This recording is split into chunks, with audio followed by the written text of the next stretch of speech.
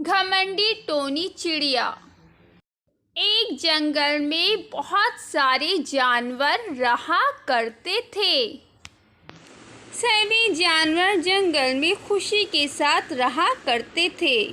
उसी जंगल में एक टोनी नाम की चिड़िया रहा करती थी। जंगल की सभी चिड़ियाएं आपस में खेलती थी। टोनी चिड़िया उन सब से अलग ही बैठा करती थी। टोनी चिड़िया बहुत ज़्यादा घमंडी थी। उसे जंगल किनारे बहुत खूबसूरत नदी थी। सभी जानवर वहां आकर पानी पीते थे।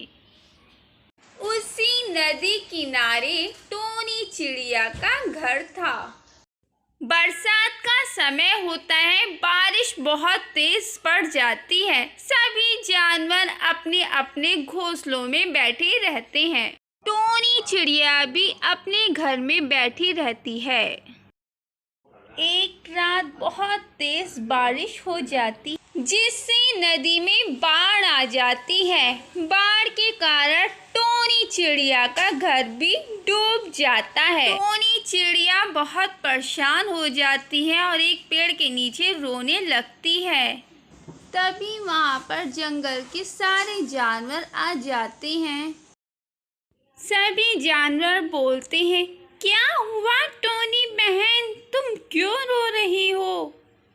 उनमें से एक चिड़िया आकर बोलती है, तुम हमें अपना दोस्त नहीं समझती, पर हम समझते हैं टोनी बहन। हमें तुम्हारे घर के अब डूब जाने का बहुत अफसोस है।